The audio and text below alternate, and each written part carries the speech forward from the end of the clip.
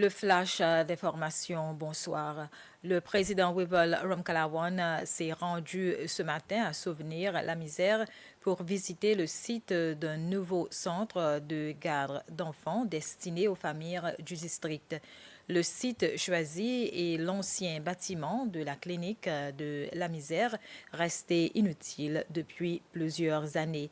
Ce projet fait suite à une étude menée 2 ans plus tôt qui avait révélé les besoins de la population en matière d'infrastructure pour la petite enfance. Le vice-président Ahmed Afif a confirmé que l'argent dépensé par le gouvernement dans l'organisation du tournoi mondial de beach soccer 2025 provient des fonds regroupés du gouvernement. Le vice-président répondait à une question d'actualité du dirigeant de l'opposition à l'Assemblée nationale, Sébastien Pillet. Le vice-président a également précisé que l'État était obligé de reprendre les choses en main parce que la Fédération nationale de football n'avait pas réussi à mobiliser les fonds nécessaires.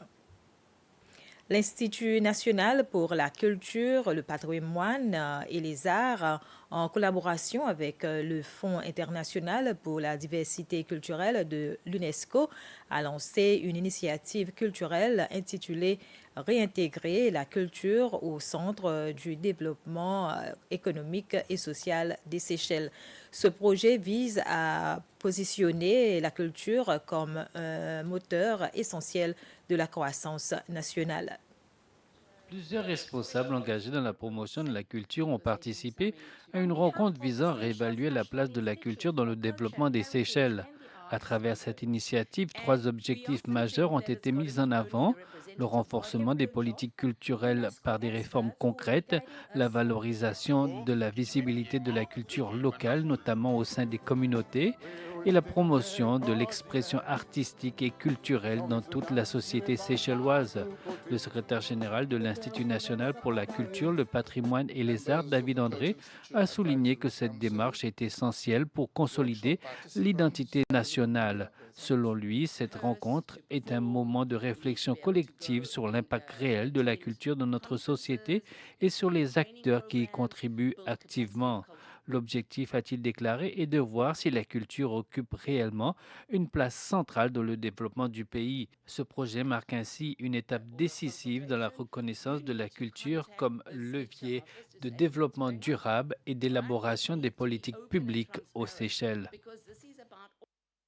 Le président Ramkalawan a accueilli ce matin à State House 2 nouveaux représentants diplomatiques venus présenter leur lettre de créance. Il s'agit de Marakot Jane Matukon, nouvelle ambassadrice désignée de la Thaïlande aux Seychelles, et du général Patrick Nyamyomba, nouveau haut commissaire du Rwanda.